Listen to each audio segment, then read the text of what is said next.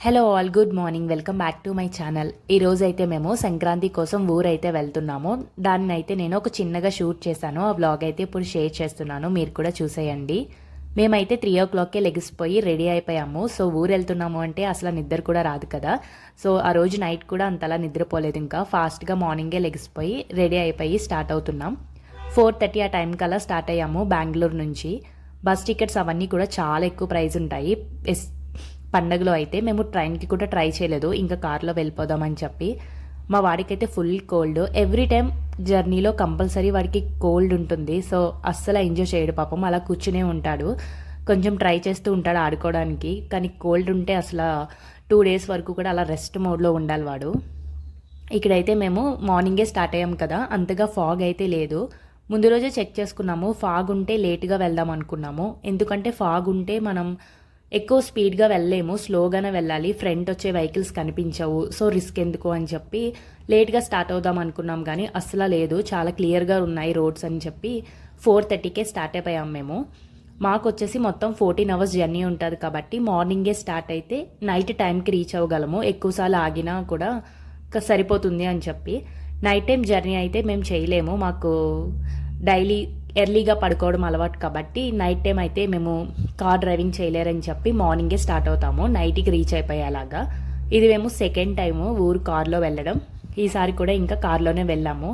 మా వాడైతే వెనకాల వాళ్ళందరినీ కూడా ఇంకా తొక్కి మొత్తం అందరినీ కూడా ఇంకా ఆడుకున్నాడు, ఒక ఆట ఆడుకున్నారు అందరినీ కూడా. వెనకాల కూడా పిల్లలు ఉన్నారు కాబట్టి వాడికి బాగా ఇష్టము, కొంచెం కొత్త వాళ్ళు ఎవరైనా ఉంటే వాళ్ళతో ఆడుతూ ఉంటాడు. ఇంకా ముందుకి వెనక్కి తిరుగుతూనే ఉన్నాడు, ఒక చోట తిన్నగా లేడు. కోల్డ్ ఉంది కాబట్టి ఆ మాత్రమైనా ఆగాడు.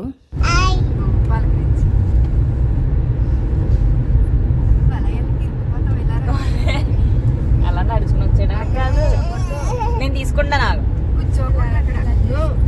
వచ్చేస్తావు ముందుకి రావా. ఇంకా ఇలా అల్లరి చేస్తూనే ఉన్నాడు, ముందుకి వెనక్కి తిరుగుతూ. వాడికి వచ్చిన బుక్స్ అన్నీ తెచ్చుకొని మొత్తం అన్నీ వాళ్ళకి చెప్తున్నాడు. కొంచెం నేర్చుకుంటే చాలు, అందరికీ చెప్పేయాలి. సో కిడ్స్ అందరూ అలానే ఉంటారు కదా. ఇక్కడైతే సన్లైట్ లైట్గా వస్తుంది కానీ అస్సలు రాలేదు ఆ రోజు. ఆఫ్టర్నూన్ ఎప్పుడో మేము సన్లైట్ని అయితే చూసాము. ఫైనల్గా తిరుపతి వరకు అయితే వచ్చేసాం మేము. ఇక్కడ బ్రేక్ ఏం తీసుకోకుండానే. మాకు తిరుపతి ఒక 5 hours అయితే ఉంటుంది. మొత్తం ఫాగ్, హిల్స్ అన్నీ కూడా అస్సలు కనిపించట్లేదు. ఇక్కడ ఎక్కువ ఫాగ్ చూసాం మేము. టోటల్ బెంగళూరు నుంచి తిరుపతిలో అయితే తిరుపతి దగ్గర ఎక్కువ ఫాగ్ ఉంది. ఈ వ్యూ చూసినప్పుడు అనిపించింది నాకు, అబ్బా వింటర్లో ఎప్పుడైనా సరే తిరుపతి కొండపైన స్టే చేయాలి, ఒక రోజన్నా వెళ్ళి. ఎంత బాగుంటుందో కదా వ్యూ, చాలా బాగా అనిపించింది. చాలా చోట్ల రోడ్లు అయితే కన్స్ట్రక్షన్ జరుగుతున్నాయి, చాలా సైట్స్. తర్వాత ఫ్యూచర్లో ఇంకా టైం తక్కువ అవుతుంది అనుకుంటా అవన్నీ కూడా కంప్లీట్ అయితే. అండ్ ఇలాంటి వెహికల్స్ పక్కన వెళ్ళాలంటే ఎంత భయమో, అవన్నీ పడిపోతాయేమో అన్నట్టు పెట్టారు అవి. అలాంటివి చూసినప్పుడే చాలా భయం వేస్తుంది నాకు. మీరు కూడా హైవేల మీద వెళ్ళినప్పుడు చాలా జాగ్రత్తగా వెళ్ళండి, లిమిట్ స్పీడ్లో వెళ్తేనే బెటర్. మేమైతే 80 స్పీడ్ అస్సలు దాటనివ్వలేదు. మధ్యలో రోడ్ బాగా ఖాళీగా ఉన్నప్పుడు మాత్రం 90 వెళ్ళాము. మా హస్బెండ్ అయితే ఏది ఏమైనా సరే అస్సలు స్పీడ్గా వెళ్ళరు, స్లోగా వెళ్దాం, స్పీడ్గా వెళ్ళినా చేసేదేముంది అన్నట్టు ప్రశాంతంగా స్లోగానే డ్రైవ్ చేస్తారు. స్లోగా వెళ్తే అట్లీస్ట్ మన కంట్రోల్లో ఉంటుంది కారు. ఎప్పుడైనా సడన్గా ఏమైనా వచ్చినా కంట్రోల్ చేయగలము. స్పీడ్గా వెళ్తే మన కంట్రోల్ చేసినా కూడా ఆగదు కాబట్టి మ్యాక్సిమం స్లోగా వెళ్ళడానికే ట్రై చేయండి. మన వల్ల ఎవరికి నష్టం రాకూడదు, మనకు కూడా రాకూడదు. ఇక్కడైతే మా వాడు మొత్తం అన్నీ తీసి కాల్ దగ్గర పడేశాడు, నాకైతే పెట్టుకోవడానికి ప్లేస్ కూడా లేదు. ఇంకా తిరుపతి కొంచెం దాటిన తర్వాత ఒక టీ బ్రేక్ కోసం అయితే ఆగాం మేము. అసలు టీ తాగం, నేను మా హస్బెండ్ కూడా. ఇలా జర్నీలో మాత్రం నేను ఎవరైనా తాగితే వాళ్ళతో పాటు కొంచెం ట్రై చేస్తాను. ఇక్కడైతే కాఫీ ట్రై చేసాము, బాగానే ఉంటుంది. బట్ మాకు అలవాటు లేదు కాబట్టి అలవాటు కూడా చేసుకోవాలనుకోవట్లేదు. సో అందుకే ఎప్పుడు తాగం మేము. ఇలా బయటకు వెళ్ళినప్పుడు ఎవరైనా తాగుతున్నప్పుడు మాత్రం ట్రై చేస్తాను నేను. టేస్ట్ అయితే బాగుంది, బట్ చాలా వేడిగా ఉంది. అండ్ ఇంకా మేమైతే నెక్స్ట్ స్టార్ట్ అయిపోయాము. చాలా దూరం వచ్చేసేసరికి 5.5 hours జర్నీ ఉన్నప్పుడు మేమైతే లంచ్ బ్రేక్కి అయితే ఆగాము. ఒంగోలు దగ్గర నుంచి మేమైతే విజయవాడ వెళ్లకుండా వేరే సైడ్ నుంచి అయితే వచ్చాము, మచిలీపట్నం ఆ రోడ్లోంచి. అక్కడైతే బాగా ఓవర్ స్పీడ్ వెళ్ళడానికి లేదు, ఎందుకంటే విలేజెస్ ఉన్నాయి కాబట్టి సైడ్ వాళ్ళు వీళ్ళు బైక్స్ మీద ఎక్కువ తిరుగుతూ ఉన్నారు. స్పీడ్ వెళ్ళడానికి లేదు, లిమిట్ స్పీడ్లోనే వెళ్ళాం మేము. సో రోడ్స్ అయితే బాగానే ఉన్నాయి, టోల్ గేట్స్ కూడా తక్కువ, ఒక 300 రూపీస్ ఎంతో డిఫరెన్స్ ఉంది. సేమ్ టైమ్ విజయవాడ నుంచి వెళ్ళినా ఇలా వెళ్ళినా సేమ్ టైం అయితే ఉంటుంది కాబట్టి ఈసారి అయితే ఈ రోడ్డు ట్రై చేసాం మేము. ఇక్కడ కూడా చాలా కన్స్ట్రక్షన్స్ అవన్నీ జరుగుతున్నాయి. ఇదైతే కృష్ణా రివర్, మనకి విజయవాడలో కనిపిస్తుంది కదా. ఇటు సైడ్ వచ్చినప్పుడు కూడా మనకి కృష్ణా రివర్ అయితే తగిలింది ఇక్కడ.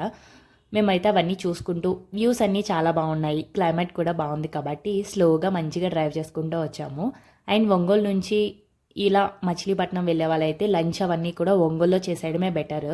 మేమైతే ఒంగోలు తర్వాత తిందాం అనుకున్నాం కానీ తర్వాత హోటల్స్ ఏమీ లేవు, ఎందుకంటే న్యూగా కన్స్ట్రక్ట్ చేస్తున్నారు కదా ఈ రోడ్స్ అన్నీ కూడా, అంత డెవలప్ అవ్వలేదు ఇంకా హోటల్స్ అవన్నీ పెట్టడానికి.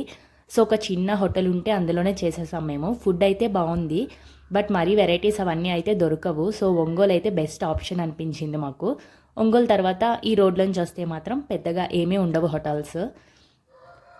ఇంటికి నేను అడగనే లేదు, మీరు సంక్రాంతికి ఏ ఊరికి వెళ్ళారో కమెంట్ చేయండి. మేమైతే అమలాపురం అయితే వెళ్ళాము, మాదైతే నేటివ్ ప్లేస్ అదే. మీది ఏ ఊరు కూడా కమెంట్ చేయండి. సంక్రాంతి ఎక్కడ బాగా జరుగుతుంది, మీ సైడ్ ఎలా సెలబ్రేట్ చేస్తారో కూడా నాతో షేర్ చేయండి.